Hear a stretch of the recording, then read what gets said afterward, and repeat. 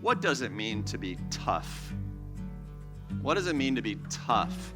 Think about that for 8 seconds, and then I will take your answers. Last week, the guest preacher, one Trevon, gave you 10 seconds because he's soft. Today's theme, tough. So what does it mean to be tough? All right, somebody tell me, what does it mean to be tough? Paul? Resilience. If you're defining a word, use a bigger word, and you sound smart. That's a good strategy, my friend. That's a good strategy. Yeah, do that. Okay.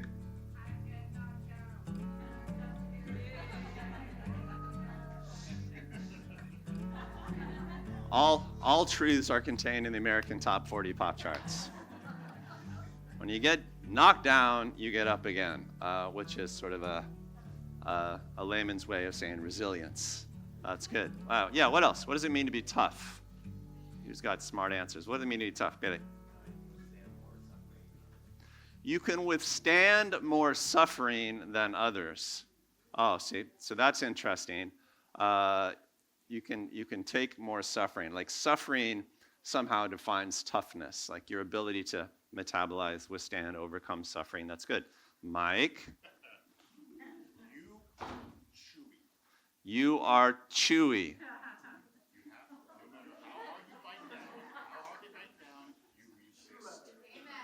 You're a chewy person. There's sort of a visceral reality to that answer. I do not like it, but you're chewy. You're a chewy person. Yeah, lean over to the person next to you and say, "You look chewy." It's just, say that to your wife. All right, who else has brilliant answers? What does it mean to be tough? What's it mean to be a tough person? Think about people in your life. You think, oh, that guy's tough. That gal's tough. What do you mean? What do you mean when you say somebody's tough? Sal?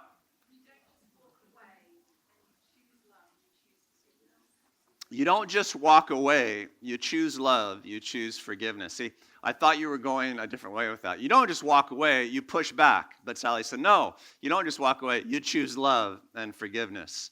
So that's interesting. That's provocative. Robin?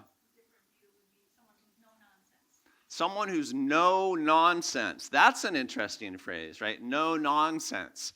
That's a good conversation starter. You could unpack that. You're just not wasting breath. You're not wasting time. You're not wasting strength. June, what you got?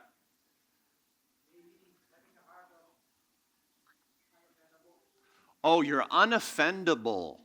Unoffendable. That's one of the first 2 leadership lessons we teach in the Leadership Academy. Leaders can't get offended. You're just not allowed. Yeah.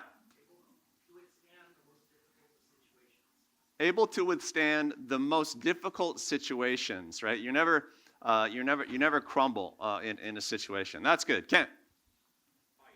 You're a fighter. There you go. I mean, fighting. We associate that with toughness, and you're a fighter. Yeah. Who's that? Francesca.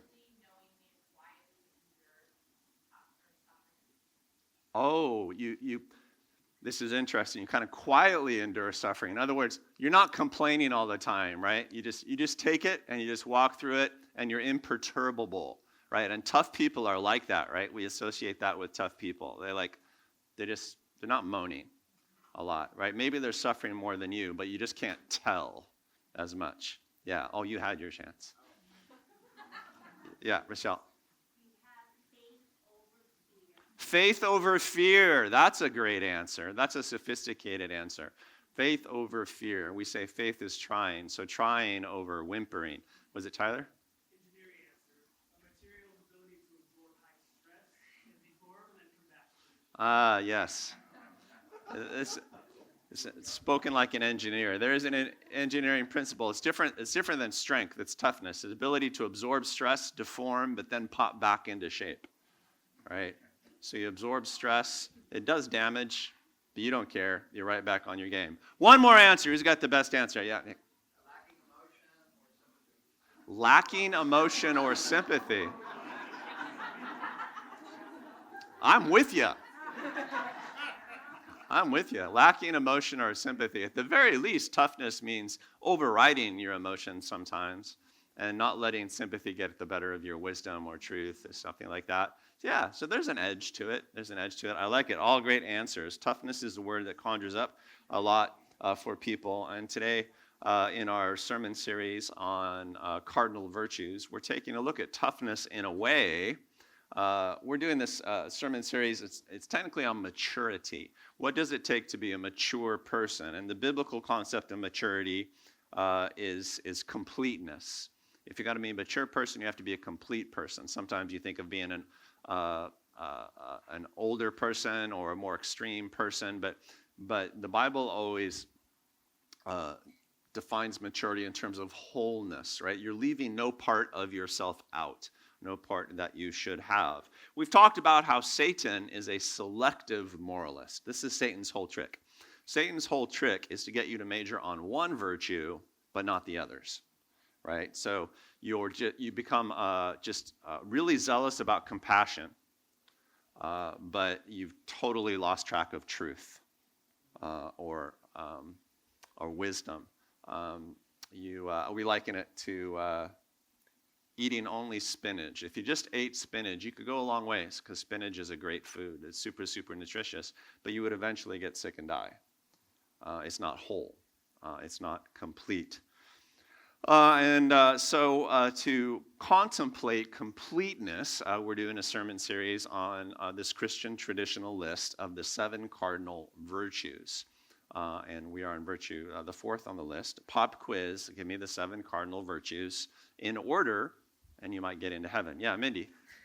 Temperance, prudence, justice, fortitude, faith, hope. Not quite the right order, but yes. So keep working. Temperance and prudence is typically traditionally prudence, temperance, justice, fortitude, faith, hope, and love. Sometimes love, they use the word charity, kairos, but same. So prudence, we've talked about, is the virtue that makes you keep track of all the other virtues. Prudence means to think things through. So you can be truthful, but you must also be loving. You can be wise, but you must also be daring. Prudence is the thing that makes you think all the way through an issue or a situation. Temperance is the virtue. It's associated with moderation, but what it really is a celebration of enough. It's the virtue that helps you recognize what is enough. You don't need more than that. And if you cannot recognize what is enough, then you can never call anything good. And then that handicaps you. So that's temperance. Justice is the virtue that means that you apply all virtues equally to everyone. Right? So you might think of fairness or something like that. You don't just love your neighbor, you love your enemy. That would be justice, actually, in the biblical definition. What applies to the goose applies to the gander, that sort of thing. Fairness is a pretty easy concept to get your brain around, but applying it equally to everyone is actually really challenging for humans. And so it's a mature virtue. And today we're talking about the virtue called fortitude. Fortitude, which is an old-fashioned word that we don't use very much.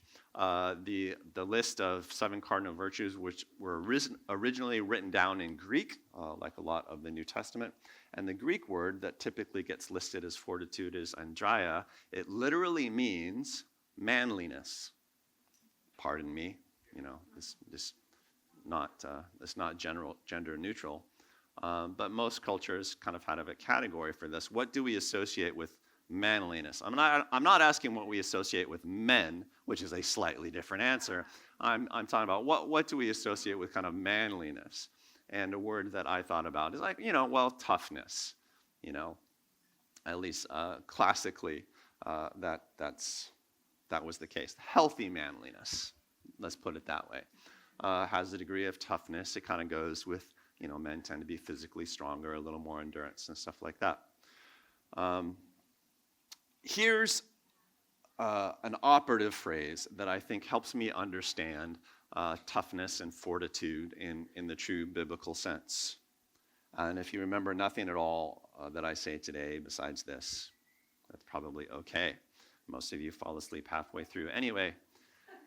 But But the way I would define it is this. In life, weakness is not the problem. Passivity is. Weakness is not the problem. Passivity is. Actually, in Christianity, in the Christian scriptures in the story, weakness is something that often gets praised, right? You have to know what your weakness is. But you are never, ever allowed to be passive in the kingdom of heaven on earth. A weak person can have fortitude even if they don't have strength. So a word I like is the word force. And it comes from the same root as fortitude. So a weak person can be forceful even if they're not strong. In fact, forcefulness is how a weak person becomes strong, right? You go to the gym, you put some weight on the bar, and you apply force. And if you apply enough force, pretty soon you get jacked. I know what I'm talking about. Yeah. So force is really the virtue of fortitude, right? Not some sort of static strength. But are you able to really apply yourself in life? A weak person can be forceful if he or she has courage. When a weak person doesn't have courage, then they don't get in fights. They don't push very hard because they're weak. They're whimper. They complain. They're not tough. So you might say that forcefulness plus courage equals fortitude, equals toughness, and that's the virtue. Courage is required to be forceful, and sometimes forcefulness is required to be courageous. Yeah.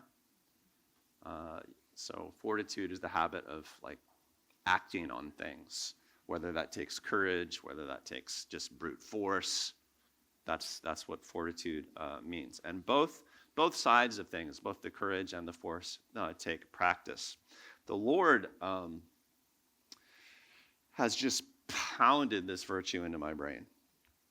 Probably more than any other virtue in my life, the Lord has dealt with me on this issue of fortitude, and it's really shaped me. I had a lot of occasion in my life to practice force, to practice fortitude, sort of courage and toughness. Maybe you have as well. Sort of the prophetic experience that I think about most in my own life happened when I was in my late 20s, and I was living in Chicago at the time, and it was just this afternoon, and maybe some of you who are old friends of mine have heard me tell this story. But I had a rough time in Chicago. I was in grad school. I was getting my PhD, and all sorts of things were going wrong in life. I won't go through them all, but I was struggling also with severe depression. At a certain point, I was downright suicidal. It was a very, very tough neighborhood. Eventually, to get Christian fellowship, Sonia and I literally started a church in our living room. It was just sort of exhausting the whole way. And one thing I did to kind of help myself during this period is I'd always been really athletic in life, and that was very helpful for me. But I couldn't do any of my normal sports in Chicago because it's winter, 9 months of the year in Chicago, people. And so I got into martial arts more heavily. I was studying for a black belt in karate one particular week, and I was taking a trip to LA. I had to go to the head dojo to test against all the senior black belts in the country, that sort of thing. And there was some reading material, and there were weapons that I needed to master. It was that sort of scene, right? It was that sort of scene, and it was just a constructive, healthy hobby for me. And so one afternoon in Chicago, I was sitting in our living room. I had a sort of this loft apartment, and the sun was shining through the window, which was rare enough. So I paused in my study of all this, ancient Japanese literature and all of these weapons, and I was just sitting there in the midst of all of these. I had all of these weapons strewn across my living room floor. It's sort of a hilarious scene, right, in an upstairs loft apartment in Chicago. And I started praying, and then I started complaining about the season of my life and all the things that had gone wrong and all the things that were hard in Chicago. And the juxtaposition was ironic, right? Because here I was being a whimpering fool while sitting in this great circle of blades and throwing things and clubs and stuff like that. And I remember I said out loud to the Lord, "Why did you bring me here?" And I meant, why did you bring me to this terrible neighborhood in this terrible city? And why did you bring me to this season in life? I meant both. Why did you bring me here? And the Lord spoke. It's one of those times he spoke so strongly that it kind of jolted me physically. And he said, I brought you here to teach you how to fight. And then I felt like an idiot, right? It was like 3 feet away from me was like this sword, right? It was like, duh, Jordan, do you understand nothing? I sort of felt the Lord's exasperation with me. And then what do you say in a moment like that? I said, yes, sir. And then I got back to work. But so many moments in my life have been like this. I thought to myself, why the heck is it so hard? Why can't I get a break? Why are things so incredibly unfair? And then I kind of hear the voice of the Lord, or a memory of the voice of the Lord say, well, it's a war. Did you expect people to play fair? Did you expect it to be easy?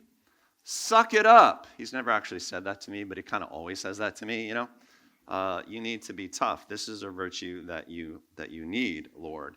I have no doubt in my mind. I am 110% convicted of this. The Lord has gone out of his way to make my life harder than necessary. Absolutely sure of it. But I take it on faith that it is for my own good. There are a lot of great verses in the Bible. I love the book. I have one verse that I consider my life verse. This is the one that I hold to most strongly, and it's from Matthew chapter 11. It's Matthew chapter 11, verse 12. I'm going to read it in the NIV first, and then I'm going to read you the real version. I tell you the truth. Among those born of women, there has not risen anyone greater than John the Baptist. Yet he who is least in the kingdom of God is greater than he. And here's the verse. From the days of John the Baptist until now, the kingdom of heaven has been forcefully advancing, and forceful men lay hold of it. That's the old NIV, which is at least better than the new NIV. Here it is in a translation called the Weymouth translation. That's how far I had to how deep I had to dig this week to get a good translation.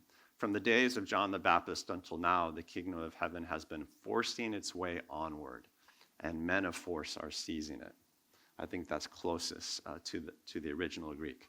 The kingdom of heaven forces its way forward, and it takes a forceful person to get hold of it. I think that would be the best translation of all. The Greek word for force or forcing is barsitai, which is kind of like battle or struggle. And the problem in the Greek is that you could translate it either way. You could say the kingdom of heaven has been suffering violent attacks, and violent men are constantly attacking us.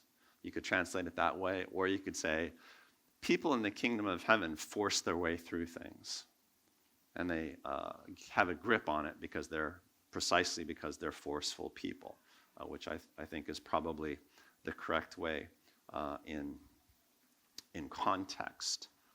The kingdom of heaven is a place of force. The old translations, like the King James, say the kingdom of heaven advances by violence. It uses the word violence, which is even more shocking and hard to get away with today. Like, don't think for a moment that you can be a Christian and not be brutally tough. Like this requires a lot of toughness. It requires a lot of battle readiness and acceptance. And if you're going to get a hold of the kingdom of heaven on earth, you better be a person capable of great fortitude, great force, great toughness, great courage, that sort of thing. Life isn't a quiz, people.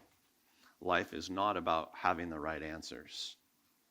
Life is a war, and it's about forcing your way through to the right places. From Genesis onward, we faced opposition. We've had beings trying to kill us from the very opening pages. And those beings, I think, more than anything else, would like us to forget that we need to fight. They want to convince us that things should be easy. And I think the reason Jesus shares verses like this, and this is by no means the only verse that he uses, but I think the reason he gives teachings like this is because he wants to correct the idea that being a Christian is only about being delivered or being saved. You know, it's not just like passively receiving what Jesus has done. God partners with us to get things done on the earth, and we need to jump into the battle with him. He fights beside us. We fight beside him. That's the picture that he's constantly giving us. And we forget that at our peril. And if we forget that we need to be forceful, then the world suffers as well, because you're the salt and the light of the earth. You know, they depend on you for the breakthrough. In situations in which you have to fight to defend people, then being a pacifist is not a good idea. You know, you don't want to appease the devil. You know, you don't want to appease aggressors. You have to stand your ground. And that means forceful living. So the question coming out of teachings like this is, well, are you a forceful person? Are you a forceful person? Or are you a passive person? And that's what a study of the virtue of fortitude leads us to ask. You want to be a good forceful person because there are people out there who are evil and forceful, right? You don't want to do that. That's the sort of forcefulness that gives violence a bad name, because you can be violent in the name of evil, or you can be forceful, you can be violent in the name of good. Right? The forcefulness itself is neither good nor bad. It's the cause that it serves. And in a war, it's good to have good, forceful people. If you're not capable of standing your ground, brothers and sisters, you will be swept away. If you're not capable of taking territory, then others will never be saved. Another verse, a real favorite of mine, that I read almost every time I teach on things like, you know, deliverance ministry, dealing with demons and stuff like that, comes from Judges chapter 3. This is an obscure one. Judges, as you may know, is the story of a sequence of great leaders that led Israel in times of trouble. And these, I call them great leaders. They were not necessarily great humans. They had their flaws, but different people that the Lord raised up at different times. And invariably, when the Israelites got in trouble, God would raise up some sort of commander that would remind them how important it was to fight. But here's how it's all explained at the outset of the book of Judges. In Judges chapter 3, there's just a record of the battles that Israel had to fight after it entered the promised land. You would think they'd entered the promised land and the fighting got to stop because they'd made it into the promised land. Actually, no. And it says this, these are the nations the Lord left to test all those Israelites who had not experienced any of the wars in Canaan. So in other words, the wars of Canaan were the wars that Israel had to fight to get into the promised land. After the war was over, the Lord left some rather evil tribes in the area to constantly attack Israel. And they were really evil tribes.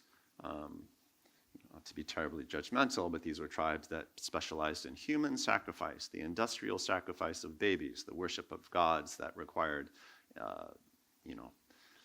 atrocious letting of blood and torture and all sorts of promiscuity and licentiousness and abuse.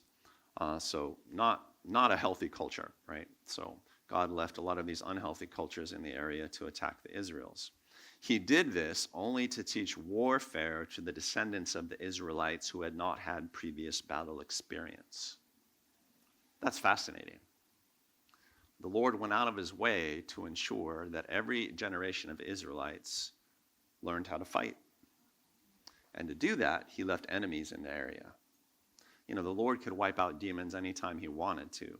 Does it ever make you wonder why he's left so many evil spirits in the world? It is in your interest to learn how to fight.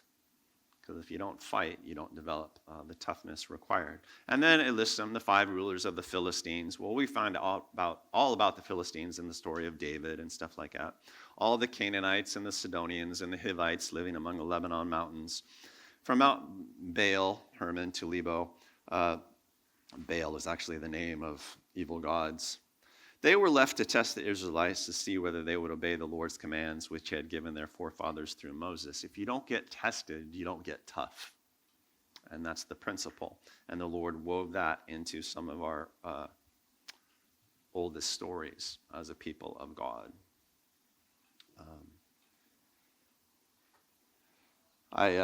One of the things we discuss in the Leadership Academy is, how to disciple people and stuff like that.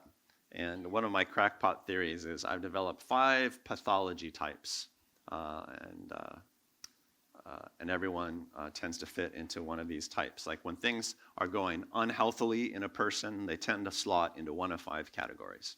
And those categories are narcissists. You know what a narcissist is. People that just are sort of pathologically self-involved. Perfectionists. These are people that feel they have to get everything right. And sometimes when people get healthy, they tend toward the perfectionist side. And it sort of, helps you to understand that so that you can help them.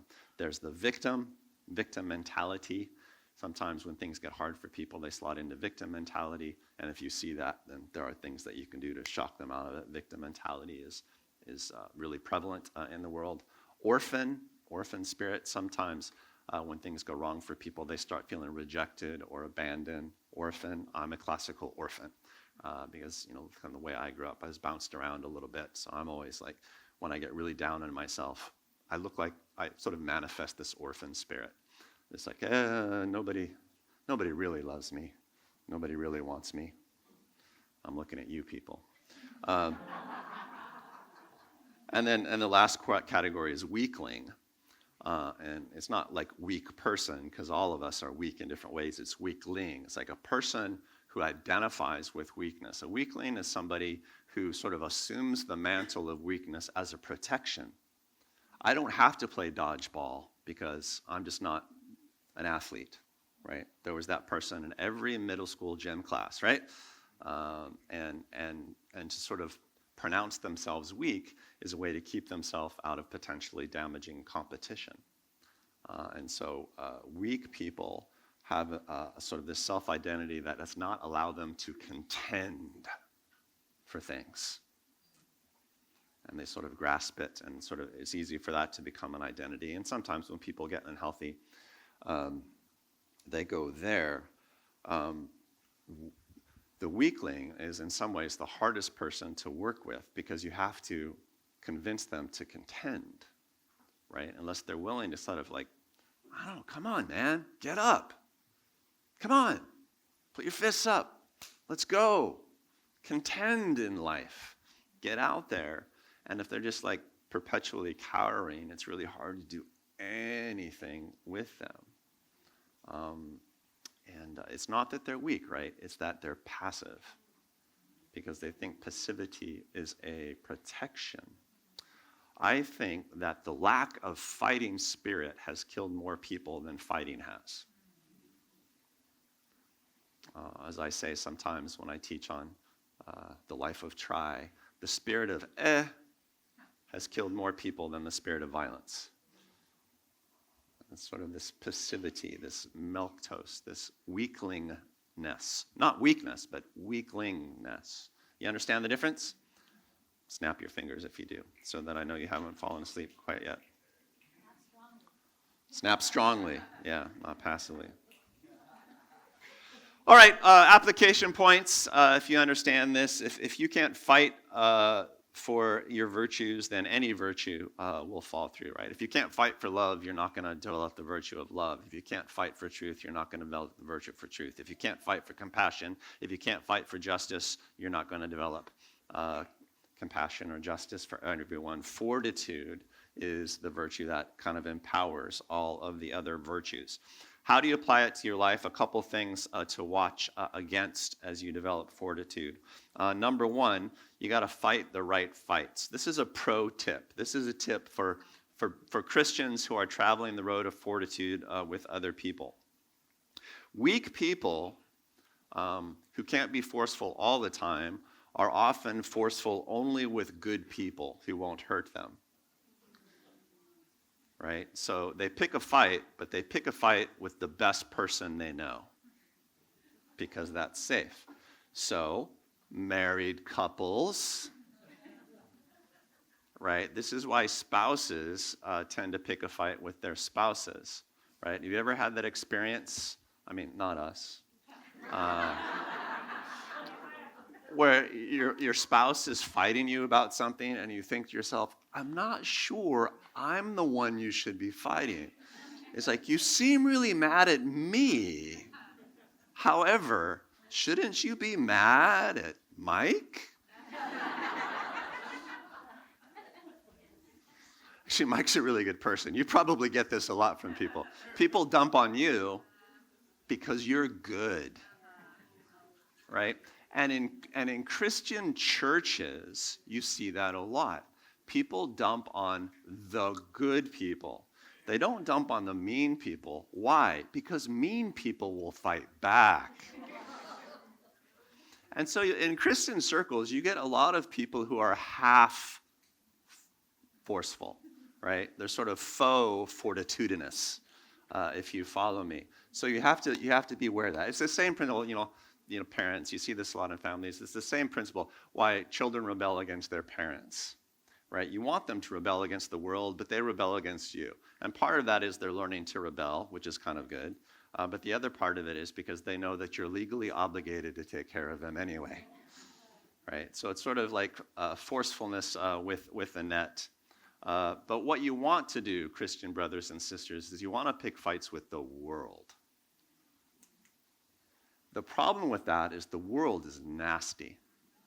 People who are not Christian will reject you and abandon you and malign you and slander you and kick you out, right? They're dangerous. And I don't mean to create division or anything like this. I mean, because, there's grace and there's peace. There's all these things that we excel at. But just be careful of this trap that you fall into. I see this all the time. Zealous Christians pick a fight with people in their church over and over and over again. And I feel like slapping them upside the head, good and forcefully, and saying, actually, we're not the enemy. And they will single out like small divisions that you have with your brothers and sisters in order to scratch that itch in your life for battle. But that's just such a deception. Are you following me? Do you kind of get the point? So that's a pro tip. These are just for people who've been traveling in the church for a while. Just beware of that. Pick the right fights. Let the little ones go. There's plenty of evil to fight in the world, and most of it is not in here. Not that we're all that. I mean, take a look around you, but you know what I mean? Fight the big fights. There are huge sections of the Pauline epistles about this. It's like, live at peace with your brothers and sisters. Fight the devil. Fight the spirit of the age. Fight the world. Stuff like that. All right. Seems like it should be simple, but often hard. Pro tip number 2 for Christians who are trying to excel at the virtue of fortitude. Beware the word to. And this is just a great way to drill yourself on being tough, being forceful, being full of fortitude. Life is hard. Is life too hard? If life is hard, you fight. If life is too hard, you have every justification to be passive. Because, if it's too hard, it's too hard. There's nothing that you can do about it. And you have to be aware of that, right? You're tired. Are you too tired? Are you too tired? You're busy. Are you too busy?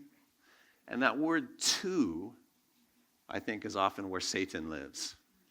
I mean to express that really, really strongly so you don't forget it. But I think too is one of Satan's favorite words. There are a lot of people who aren't here today because they're too busy or too tired. No, they're not. They're busy and they're tired.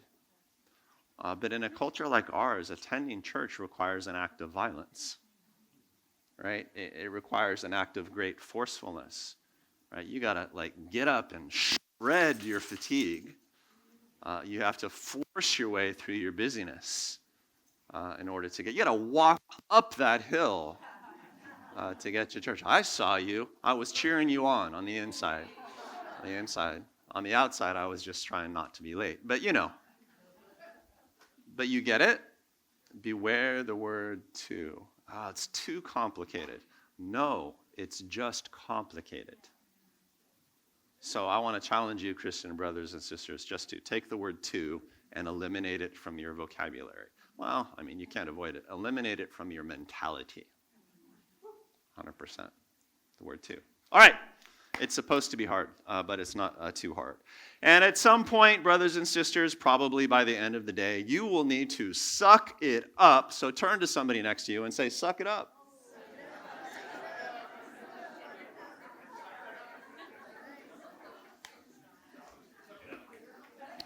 Is that lack of sympathy? Well, I mean, it can be. Sometimes suck it up is lack of sympathy, but sometimes suck it up is kindness itself, right? Because God has gone well out of his way to leave enemies in the land. God has gone out of his way to make sure that we have fights to fight. And it takes a forceful person to get a grip on the kingdom of heaven on earth. Without force, all of your virtues melt away, and you end up fighting fights that aren't smart. So, suck it up is a good Christian blessing to give someone on occasion. Particular now, I think, and I'll go back to my, the reflection with which I started off this sermon time. The world has just accelerated, people. The season of the world has changed. This is the time. This is exactly the time to suck it up in life.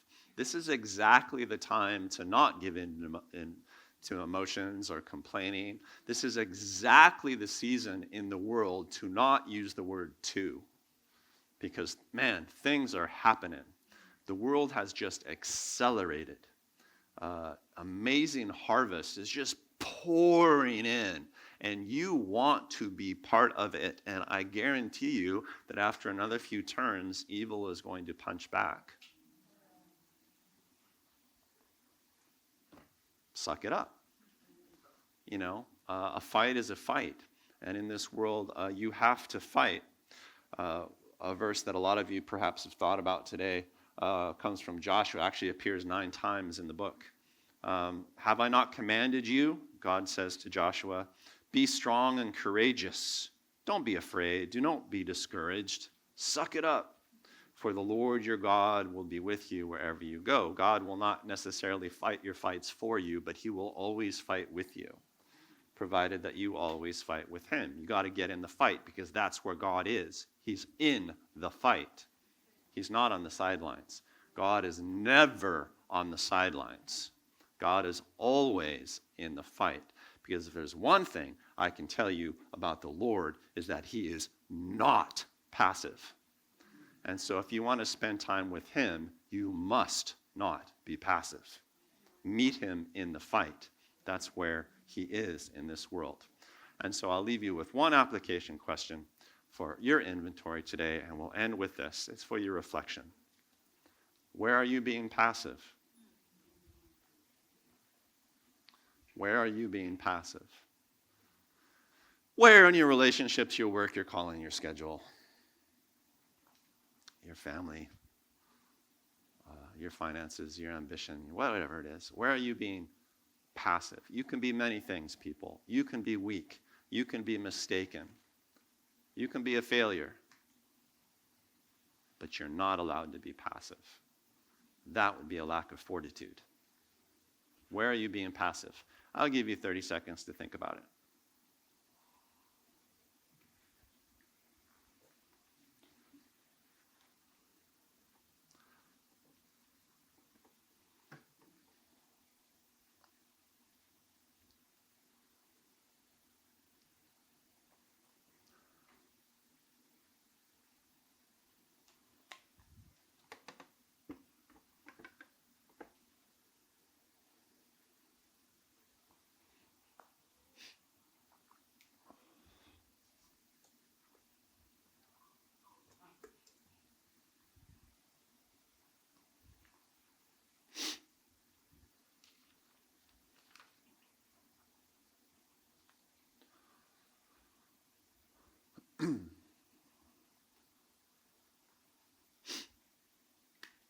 Anybody got something?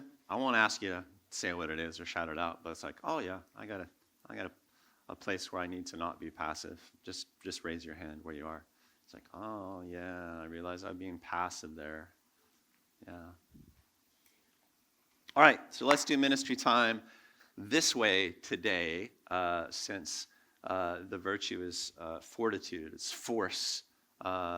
If you want to meet the Lord in the midst of the fight, and if you want to be ministered to that way as a warrior rather than a receiver, then you can come up even before the ministry team does, because that's how forceful you are. So if there's something going on, it's like, oh, I really need power in this fight. I really need the Lord to be with me in it because it's hard. Is it too hard? But it's hard. So if you've got a hard fight and you're tempted to be passive about it, come on up now, and then I'll have the ministers come up secondarily to pray for you.